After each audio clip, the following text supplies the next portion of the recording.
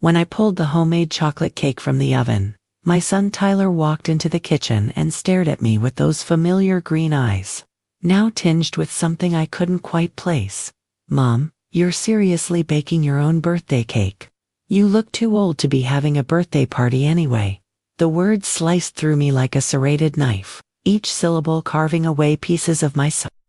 Too old for a birthday party.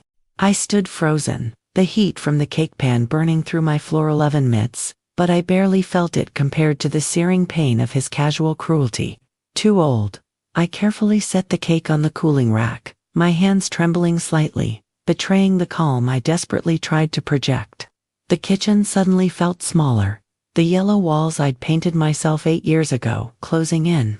I could smell the rich chocolate mingling with the lingering scent of the lemon cleaner I'd used that morning, preparing for guests who would arrive in just 4 hours. Guests who were coming to celebrate my 53rd birthday, the birthday I was apparently too old to celebrate.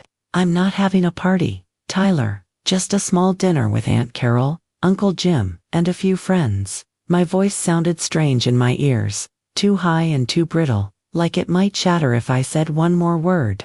I busied myself with cleaning the mixing bowl, the running water drowning out whatever response he muttered as he grabbed an apple from the fruit bowl and disappeared back upstairs to his room. The water ran over my hands, scalding hot, but I welcomed the physical discomfort as a distraction from the emotional wound still bleeding inside me. Too old. The phrase echoed in my head as I mechanically frosted the cake an hour later. Too old. I caught my reflection in the microwave door, the fine lines around my eyes, the silver strands I'd stopped coloring 6 months ago after 12 years, and approximately $11,450 spent at Salon Moderne. Was this what Tyler saw when he looked at me? Just an aging woman past her prime, trying pathetically to celebrate another year closer to irrelevance. I'd raised Tyler alone since his father walked out when he was 7, claiming he needed to find himself, which apparently meant finding a 28-year-old yoga instructor in San Diego. For nearly 17 years, I'd been both mother and father, working 50-hour weeks at Westfield Insurance to provide a comfortable life in our modest but well-kept colonial in suburban Ohio. I'd attended 217 baseball games, helped with countless homework assignments, and sacrificed my own needs so consistently I barely remembered what they were anymore. And now, at 53, I was too old to celebrate my own birthday. When Aunt Carol arrived at 5:17 p.m. with her signature strawberry trifle, she immediately sensed something was wrong. I've never been good at hiding my emotions from my older sister. "What happened?" she asked as she set down the dessert on the kitchen counter. "And don't tell me nothing because I can see it all over your face, Diane." I busied myself arranging plates on the dining room table, my back to her as I spoke. "Tyler thinks I'm too old to have a birthday party." Saying it aloud made the hurt surge anew, a fresh wave of humiliation washing over me. My throat tightened painfully. Carol was quiet for a moment before responding. "That kid needs a reality check." She came to stand beside me, her hand gently touching my shoulder. "Look at me, Dee." I reluctantly met her gaze. "You're 53, not 103. And frankly, you look better than half the 40-year-olds in my office. What's really going on with him?" I shrugged, struggling to keep my emotions in check. "I don't know. He's been different since he started hanging out with those new friends from the lacrosse team.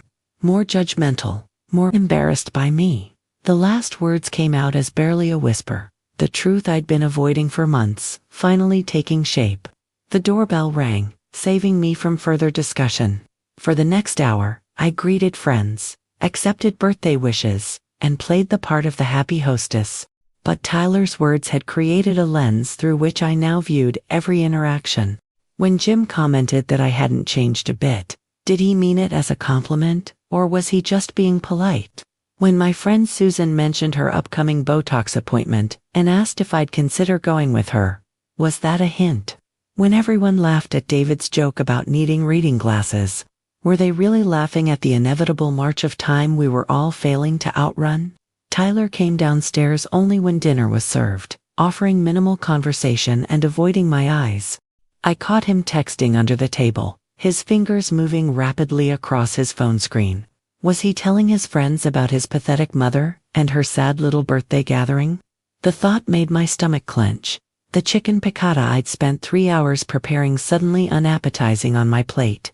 After dessert, when everyone gathered in the living room for coffee, I excused myself to the kitchen under the pretense of brewing a fresh pot. Instead, I stood at the sink, staring out the window at the darkening backyard.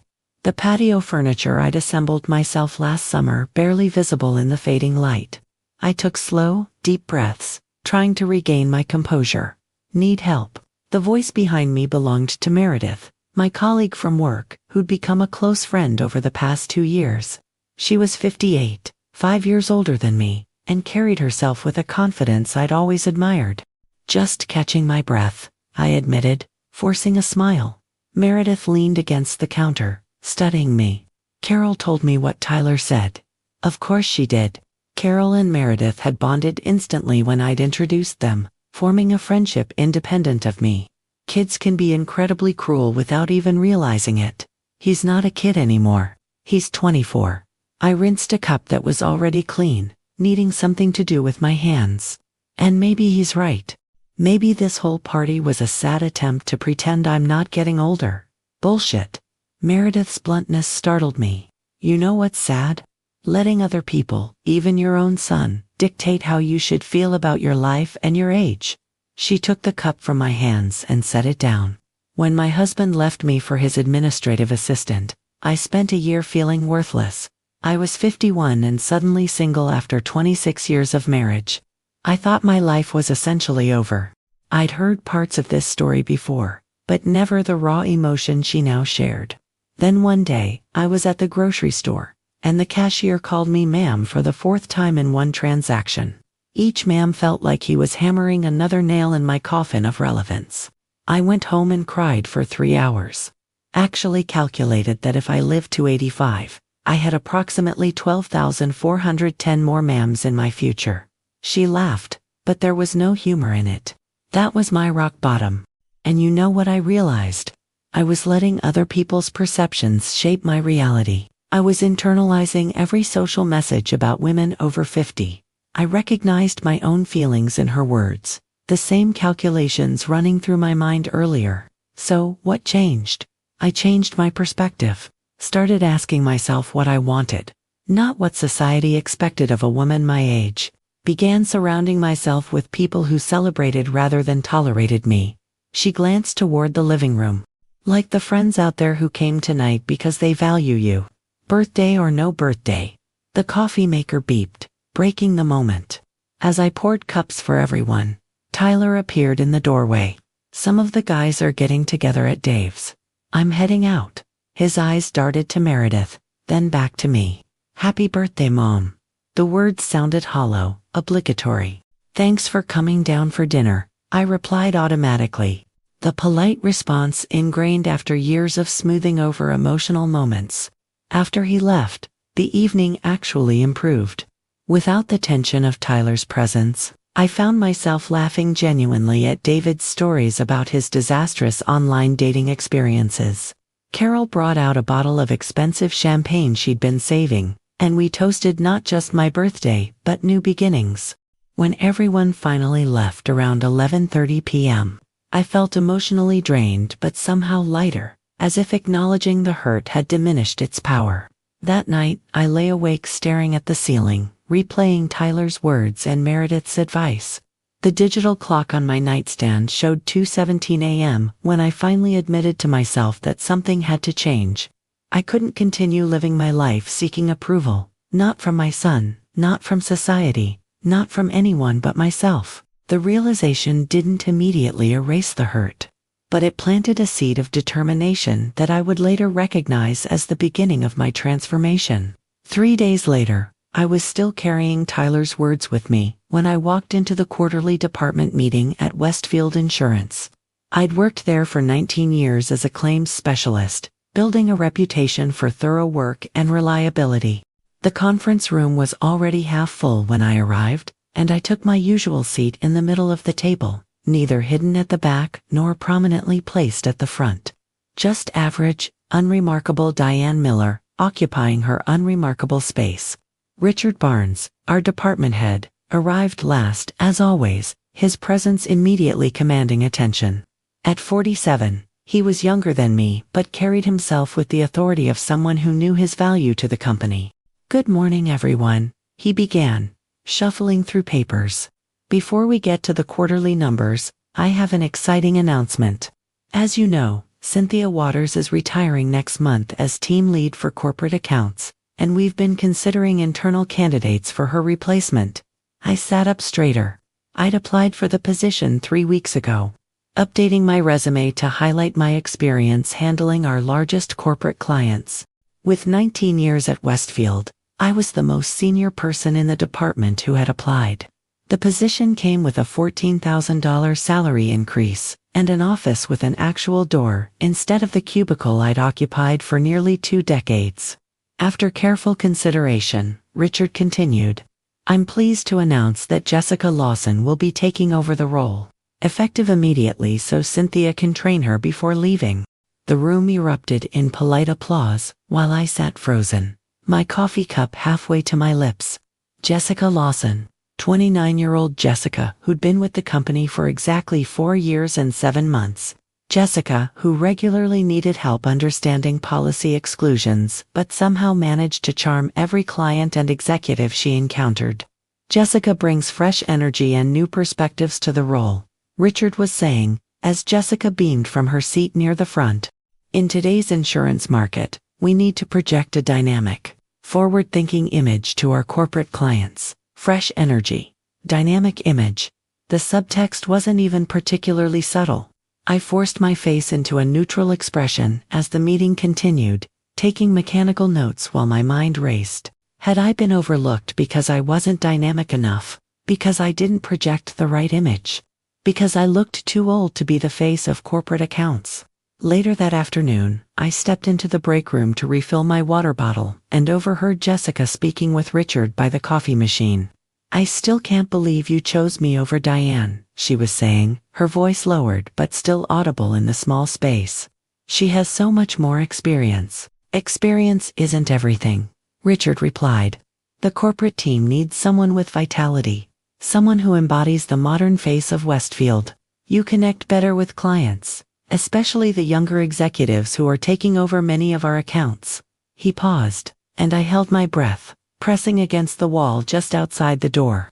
"Between us, the executive team is focused on refreshing our image. They're looking for people on their way up, not winding down." Winding down. The words hit me like a physical blow. At 53, I was being written off as someone just waiting for retirement, despite having no plans to leave the workforce anytime soon. I had at least 14 more years before I could even consider retirement. Financially speaking, 14 years of being overlooked, undervalued, and gradually pushed aside. I abandoned my water bottle quest and returned to my cubicle, my hands shaking slightly as I sat down. On my desk was a framed photo of Tyler at his college graduation 2 years ago, both of us smiling broadly at the camera. Too old for a birthday party. Too old for career advancement. Where else in my life was I being silently judged and found wanting because of a number I couldn't control? The rest of the workday passed in a blur. I responded to emails, took client calls, and reviewed claims with robotic efficiency, all while Richard's words replayed in my mind. On my way out, Jessica stopped me by the elevator. "Diane, I just wanted to say I was really hoping you'd get the position. You've taught me so much, and everyone knows you're the most qualified." Her expression was sincere, her discomfort evident. I studied her face, her smooth skin, bright eyes, and the natural confidence of youth that no amount of experience could replicate. She genuinely didn't understand that her very existence, young, pretty, energetic, was what the company valued over my decades of knowledge. And it wasn't her fault. "Thank you, Jessica.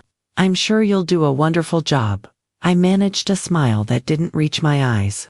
"If you need any help with the Harrison account, let me know. They can be tricky to handle."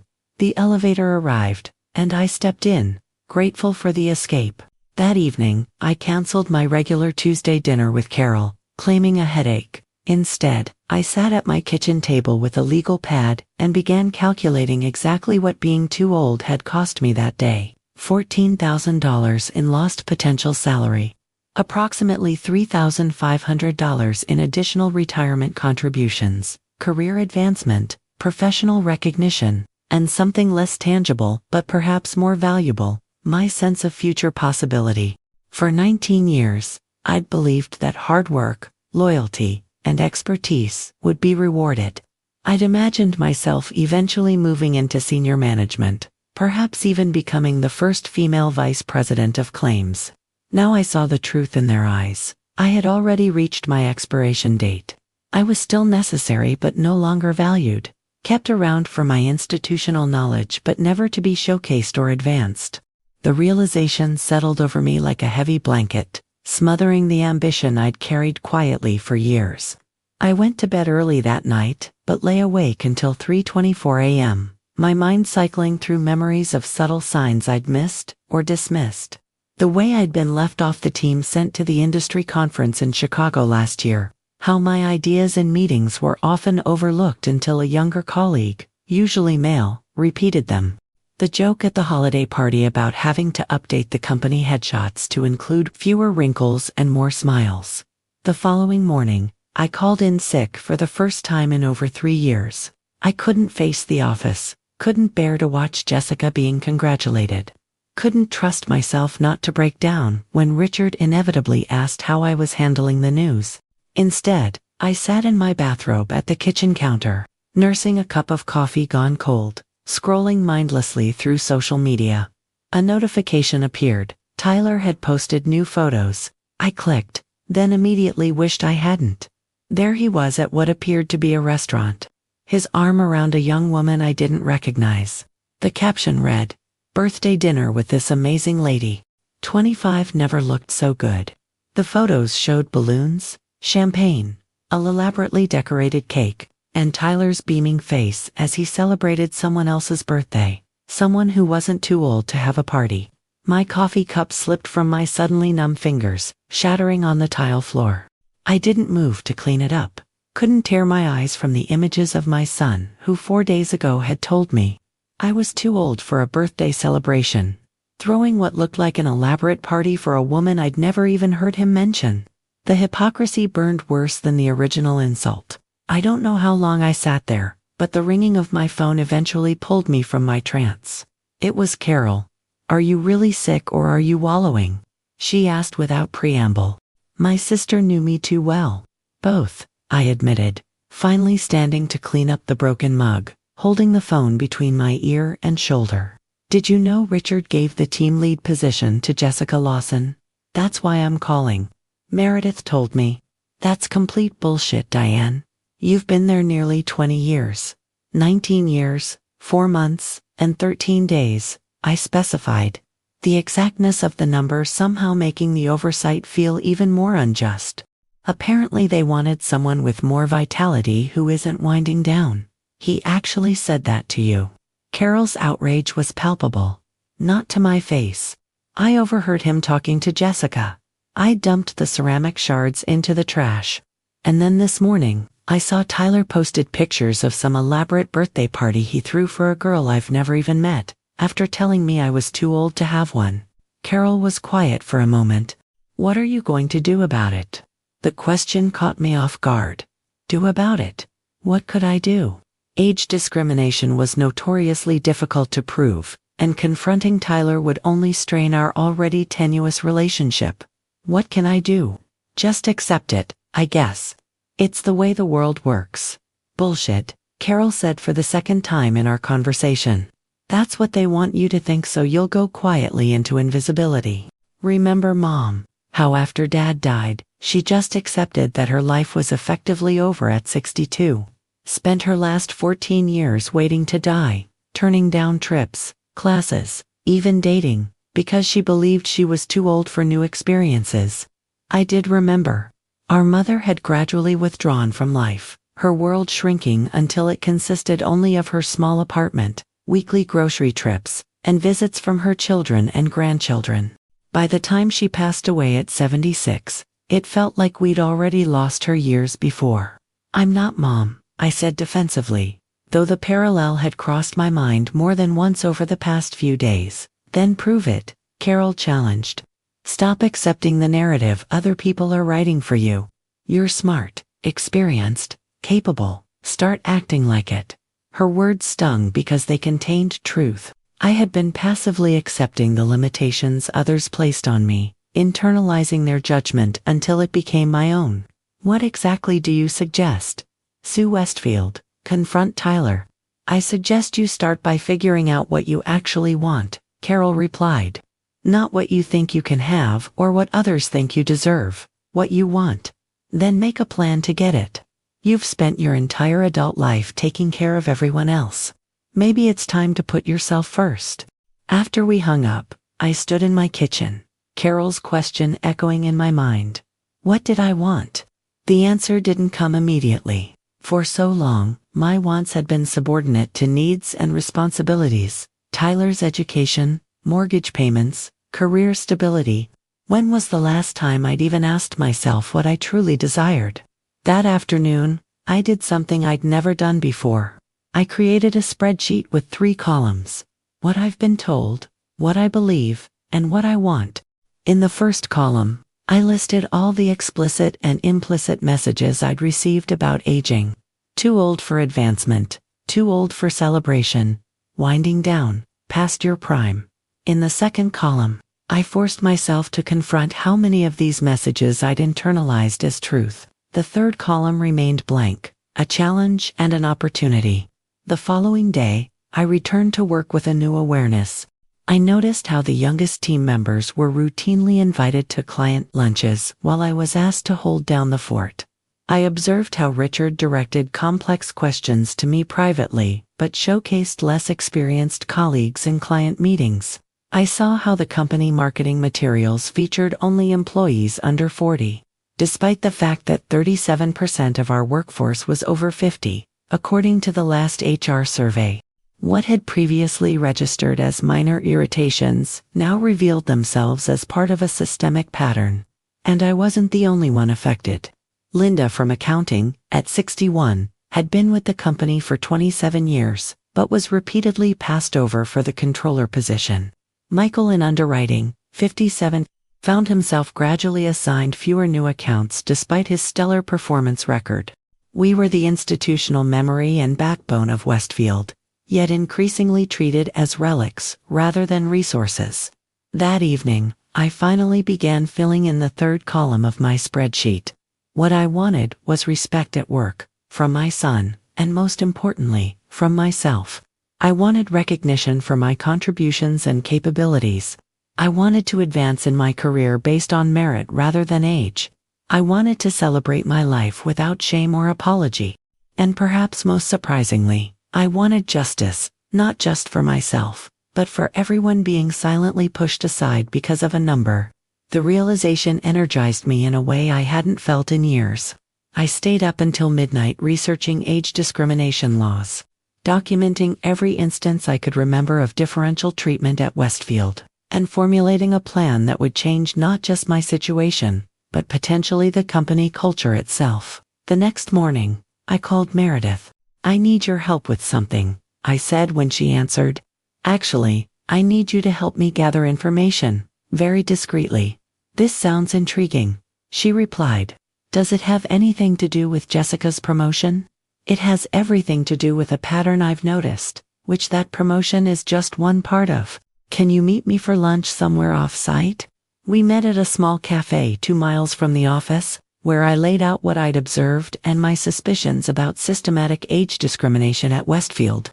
I need to know if this is happening across departments, I explained, and I need documentation, emails, meeting notes, performance reviews versus promotion decisions, anything that shows a pattern.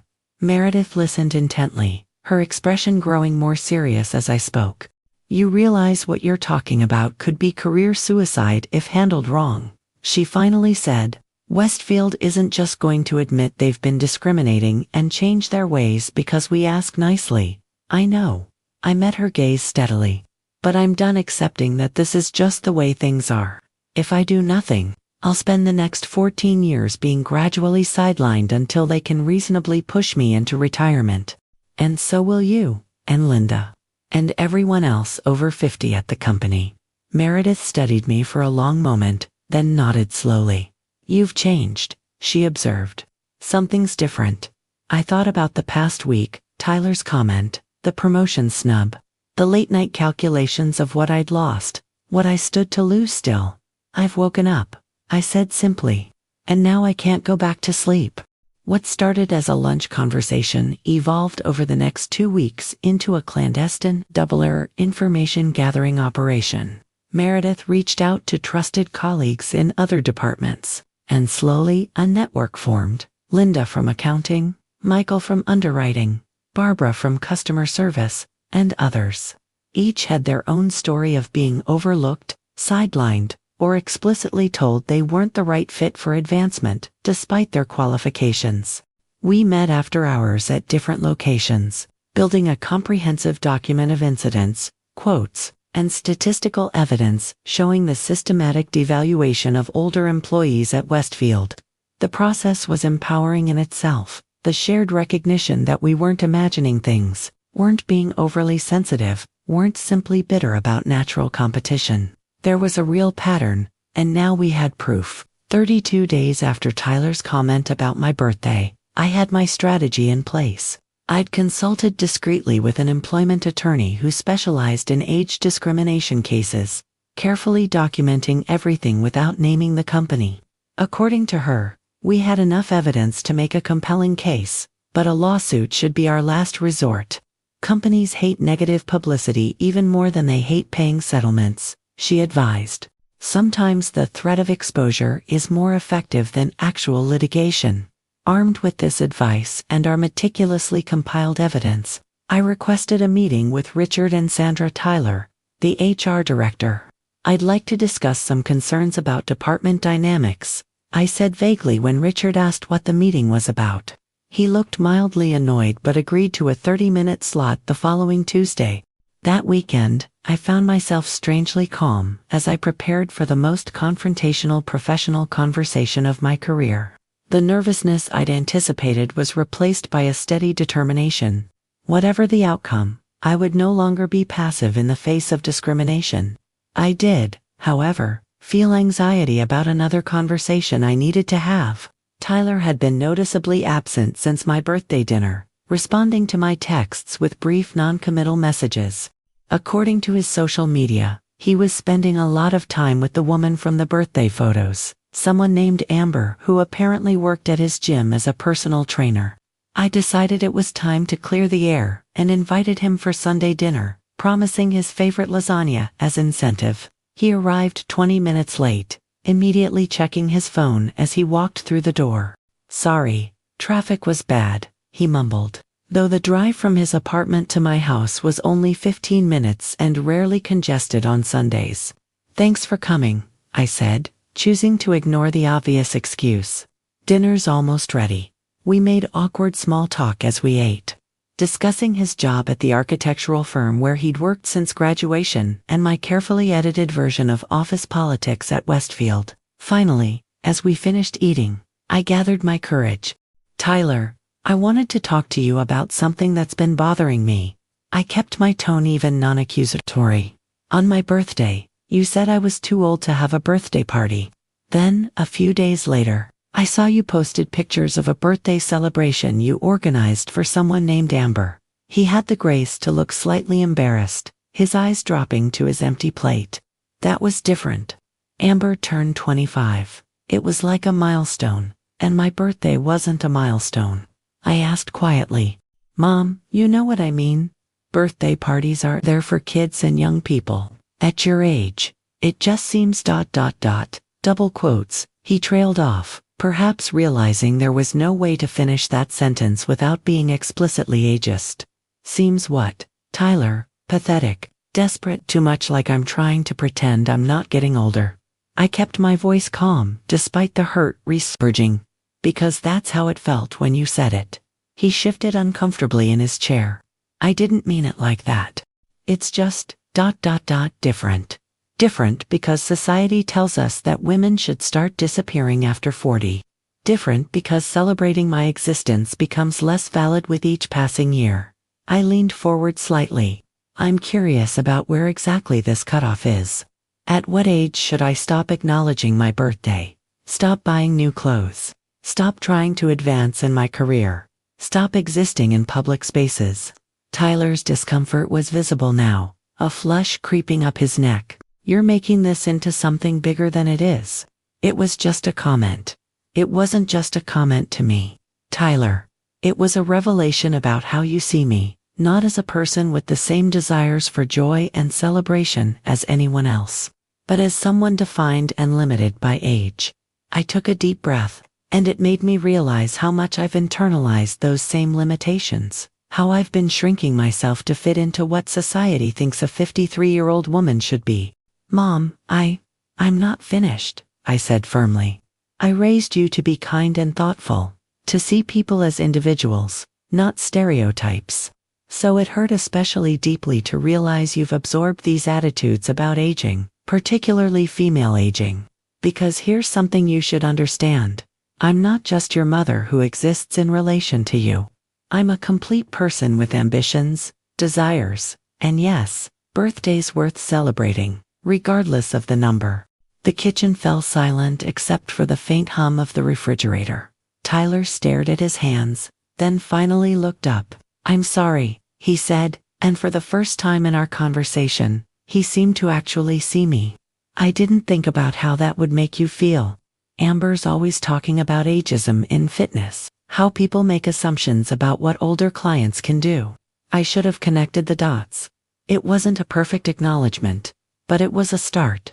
Thank you for apologizing, I said. And just so you know, next year I'm throwing myself a proper birthday party. You're welcome to come, but only if you can celebrate genuinely. He nodded, a small smile finally breaking through. I'll bring a better gift than this year.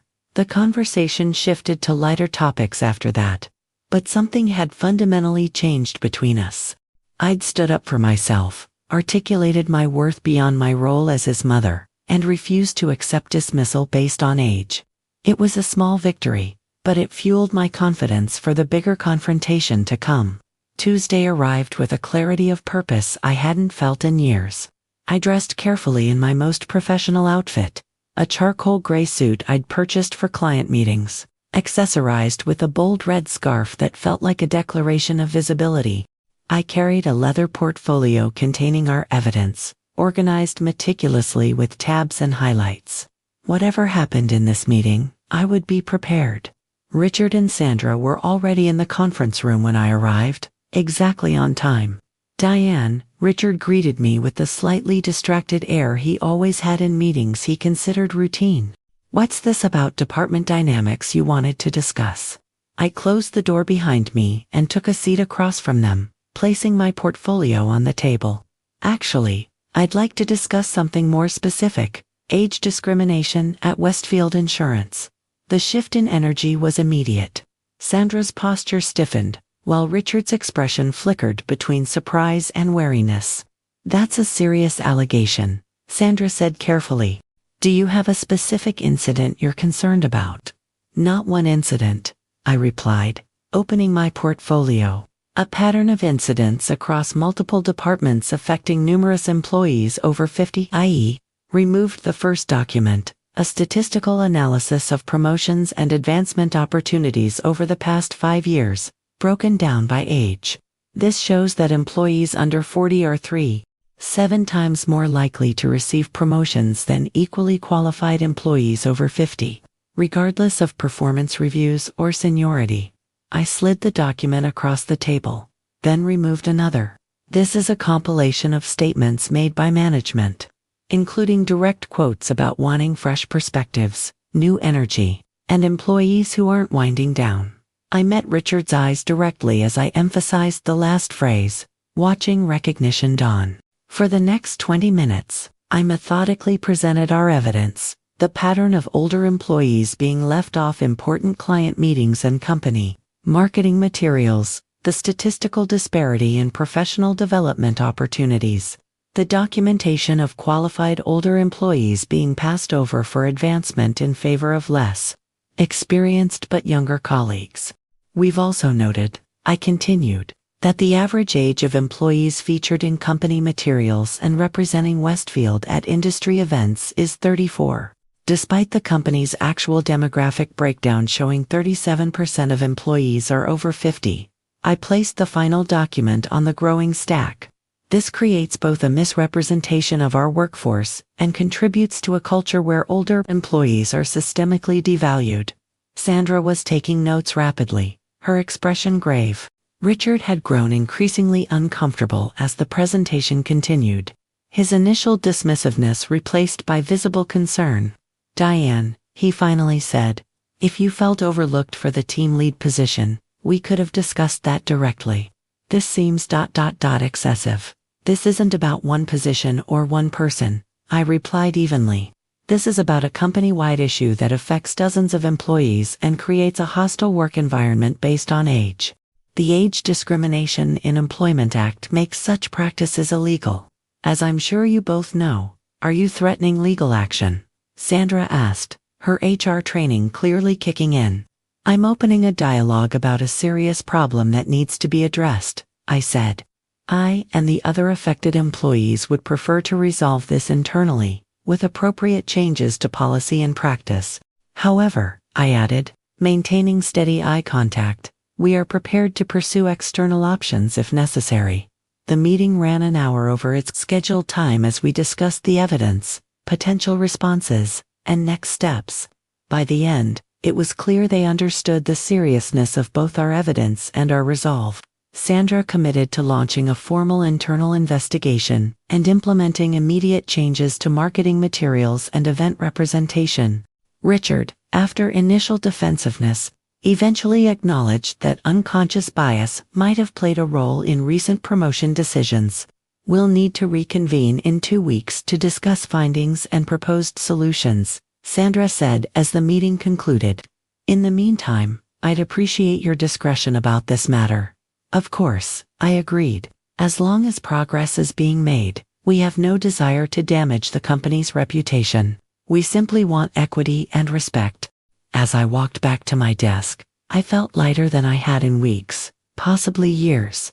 Standing up for myself and others had awakened something I'd forgotten existed, my own power. The outcome was still uncertain, but I'd refused to accept invisibility or diminishment. I'd spoken truth to power, backed by evidence and solidarity. Later that afternoon, an email arrived from Sandra requesting a meeting with the company president, James Westfield III, for the following Monday. "He takes these matters very seriously and would like to hear directly from you," she wrote. The email copied Richard and James's executive assistant, making the meeting official and on the record. This wasn't being swept under the rug. When I shared the news with our informal coalition, the reactions ranged from cautious optimism to outright celebration. Whether they're genuinely concerned about discrimination or just worried about liability, it's a win, Meredith pointed out during our update call that evening. "They're taking it seriously. We need to be prepared for the meeting with James," Linda added. "He's old school and doesn't like being blindsided. Sandra's probably giving him the full briefing as we speak." We spent the weekend refining our presentation and developing specific recommendations for policy changes. By Sunday evening, we had a comprehensive proposal that addressed hiring practices, promotion criteria, professional development access, and company representation. Our goal wasn't just to address past discrimination, but to create systemic change for the future. The weekend also brought an unexpected text from Tyler. "Thinking about our conversation. You're right about the birthday thing. Didn't realize how much society's BS about aging had affected my thinking. Love you." It was brief but meaningful, an acknowledgement that he was reflecting on his own biases. I sent back a simple "love you too" with a heart emoji, feeling a tentative hope that our relationship was evolving toward something more balanced. Monday morning arrived with nervous energy coursing through me as I prepared for the meeting with James Westfield III. At 67, he represented the third generation of Westfields to run the company.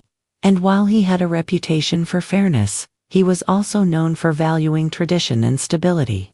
I wasn't sure which quality would prevail in our discussion. The executive floor had an entirely different atmosphere from the rest of the building, quieter, more luxurious, with actual artwork on the walls, instead of motivational posters. James's assistant, a woman in her early 60s named Margaret, greeted me with professional warmth, and offered coffee before showing me to the conference room where Sandra and Richard were already seated, along with James himself. "Ms. Miller," James said, standing to shake my hand. "Thank you for bringing these concerns to our attention." His tone was neutral, giving no indication of his position on the matter. "Thank you for taking them seriously, Mr. Westfield," I replied, matching his formality as I took my seat. "I've reviewed the materials you provided to HR," he continued, "and I'd like to hear more about how you came to compile this information, and what you believe it represents about Westfield Insurance." For the next hour, I presented our findings and recommendations, careful to frame the issue as a company-wide pattern, rather than individual grievances. James listened attentively, asking occasional questions but mostly allowing me to speak uninterrupted. His face remained impassive throughout, making it impossible to gauge his reaction. When I finished, he was quiet for a long moment. "You've clearly put considerable effort into this analysis," he finally said. "And if your data is accurate, it indicates a concerning trend that contradicts our company values of fairness and meritocracy." "The data is accurate," I assured him. "We've been meticulous in our documentation." "I believe you," he said, surprising me, "and I appreciate that you've brought this directly to us, rather than immediately pursuing external channels." He glanced at Sandra and Richard before continuing. "When I joined this company 42 years ago, my father told me that our greatest asset wasn't our buildings or policies or even our client relationships, it was the knowledge and experience of our people. If we've been systematically undervaluing that asset based on something as irrelevant as age, that represents not just a legal liability, but a fundamental business failure." The room was silent as his words sank in. I'd been prepared for defensiveness, perhaps token acknowledgments followed by minimal action. I hadn't expected genuine concern. "I'd like to propose a task force," James continued, "with representatives from various departments and age groups, to develop comprehensive policy recommendations addressing these issues. Ms. Miller, I'd like you to co-chair this task force alongside Sandra. If you're willing, I would be honored," I responded, still slightly stunned by the positive reception. "Good. I expect a preliminary report in 30 days. With implementation of initial changes to begin immediately thereafter." He stood, signaling the end of the meeting. "And Ms. Miller, the team lead position for corporate accounts will be re-evaluated based on qualifications and experience only. If you were indeed the most qualified candidate, appropriate adjustments will be made." As I left the executive floor, my phone buzzed with messages from the coalition members, eager to hear the outcome. I texted our group chat, "Task force approved. Policy changes coming."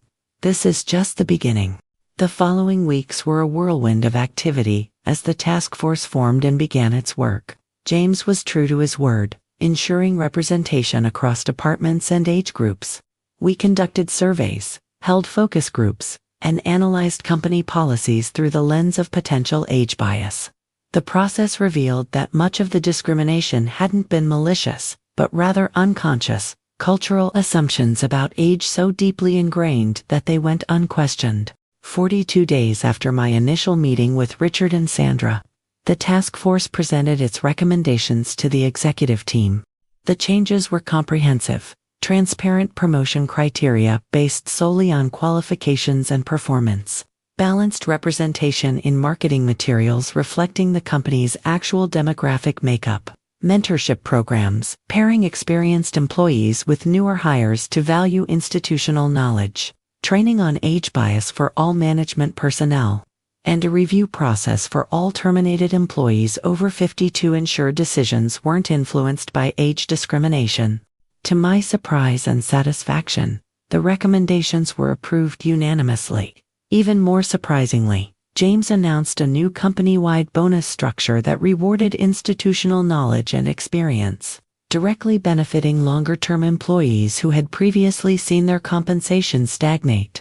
As for the corporate accounts team lead position, a formal review determined that I had indeed been the most qualified candidate. Jessica graciously stepped aside, acknowledging that she had much to learn, and I assumed the role I'd earned through nearly 2 decades of dedicated service. The transition was handled with dignity and transparency, setting a precedent for how such situations would be managed in the future. The changes at Westfield rippled beyond our company walls. As word spread through industry networks, other insurance firms began examining their own practices regarding older employees. 2 months after our task force recommendations were implemented, I was invited to speak at a regional insurance conference about creating age-inclusive workplaces, my first such speaking engagement, but not my last. On a personal level, the transformation was equally profound. Standing up for myself professionally had changed how I viewed every aspect of my life. I no longer accepted subtle diminishment or apologized for taking up space. I bought clothes because they made me feel good, not because they were age-appropriate. I pursued activities that interested me without worrying whether I belonged in those spaces. My relationship with Tyler evolved as well. Our conversation about his birthday comment had opened a door to more honest communication.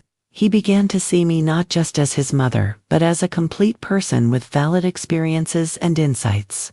When he called to tell me about a difficult situation at work, he actually listened to my advice, rather than politely dismissing it as out-of-touch wisdom from another era. 6 months after that fateful birthday when Tyler had declared me too old for celebration, I hosted a half-birthday party at my house. It was deliberately over-the-top balloons, streamers, a chocolate fountain, and a cake, with exactly 53.5 candles. Tyler came, bringing Amber, who turned out to be thoughtful and engaging, genuinely interested in hearing about our workplace advocacy. "Mom," Tyler said as the party wound down, guests chatting in small groups around my living room and patio. "This was actually really fun. I'm sorry about what I said before." "I know," I told him, squeezing his hand. "But the beautiful thing is, if you hadn't said it, I might never have woken up to how I was letting myself be defined and limited by other people's perceptions. Sometimes the most painful moments lead to the most necessary growth." He looked at me with new respect. "You've changed. You seem, I don't know, more yourself somehow."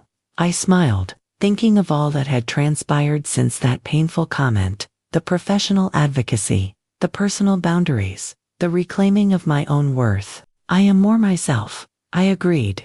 "It just took me 53.5 years to figure out exactly who that is." As my guests departed that evening, Meredith lingered behind to help clean up.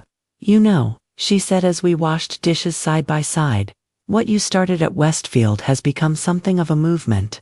Linda told me 3 other companies in her professional network have launched similar initiatives based on our model. I handed her a plate to dry. "It's not enough yet, but it's a start." The cultural messaging about aging, especially for women, is so pervasive that most people don't even recognize it. We're taught to apologize for getting older, as if it's a moral failing rather than a universal human experience. "Well, I'm not apologizing anymore," Meredith declared, setting down her towel with emphasis. "Next month is my 59th birthday, and I'm throwing myself a party at least as outrageous as this one. Count me in." I laughed. "We'll celebrate every year, every accomplishment, every moment of life exactly as we choose, not as others think we should." Later, after everyone had gone and I sat alone on my patio, watching the stars emerge in the evening sky, I reflected on the journey of the past 6 months. A casual, cruel comment had awakened me to limitations I hadn't even realized I'd accepted. That awakening had led to standing up for myself professionally, which created systemic change that benefited others, which in turn inspired similar movements beyond our company walls. The lesson was clear: our individual choices to reject diminishment, to refuse invisibility, to demand respect regardless of age or appearance, could create ripples far beyond our personal spheres. By valuing ourselves, we taught others how to value us, and perhaps more importantly, how to value themselves. As I turned 50 for the following spring, I found myself in a position I could scarcely have imagined a year earlier. I had been promoted again, this time to Vice President of Claims Operations, the first female VP in the company's 87-year history. The task force work had evolved into a permanent committee on workplace inclusion, addressing not just age discrimination but all forms of bias that limited human potential. I'd spoken at 6 industry conferences about our initiatives, and had been profiled in Insurance Business Monthly under the headline Change Agent: How One Woman Transformed Corporate Culture. My personal life had flourished alongside my professional renaissance. I'd taken up photography, joined a hiking club, and even cautiously ventured into dating again after nearly 17 years of focusing solely on parenting and career. I no longer apologized for my age or tried to hide it. In fact, I mentioned it deliberately in professional and social contexts, a small but significant act of normalization. Tyler had graduated from casual acceptance of my new assertiveness to active admiration. When a colleague made an ageist comment at his firm, he spoke up, challenging the underlying assumptions just as I had done. I learned it from my mom, he told me later, with evident pride. She taught me that you don't have to accept the limitations other people try to put on you because of something as irrelevant as a number. On my 54th birthday, celebrated with an unapologetic party, complete with dancing, champagne, and absolutely no comments about being too old for anything, I found myself reflecting on the strange gift that Tyler's hurtful comment had ultimately been. In trying to confine me to society's narrow vision of aging womanhood, he had inadvertently sparked my liberation from those very constraints. The journey hadn't been easy or straightforward. There had been setbacks along the way, colleagues who resisted change, systems that were slow to adapt, my own ingrained habits of self-limitation that required constant vigilance to overcome. But the fundamental shift in how I viewed myself and my place in the world could not be reversed. I was 54 years old, not still 54, or already 54, but simply 54. It was a fact, not a limitation. It represented 54 years of experience, wisdom, resilience, and growth. It was a number to be celebrated, not hidden or apologized for. And most importantly, it had absolutely nothing to do with what I could accomplish, contribute, enjoy, or become in the years ahead. As I blew out the candles on my birthday cake that evening, surrounded by friends, family, and colleagues of all ages, I made a silent promise to myself. I would never again allow anyone, including myself, to define my worth or possibilities based on age, and I would continue working to create a world where no one else had to either. The journey that began with pain had led to purpose. The rejection that once devastated me had become the foundation of my most meaningful work. And the birthday that I was once told I was too old to celebrate had become not just a personal milestone but a symbol of reclaimed power and possibility, not just for me, but for everyone who refused to disappear, simply because society expected them to. I was 54, visible, valuable, and just getting started, and that was something truly worth celebrating.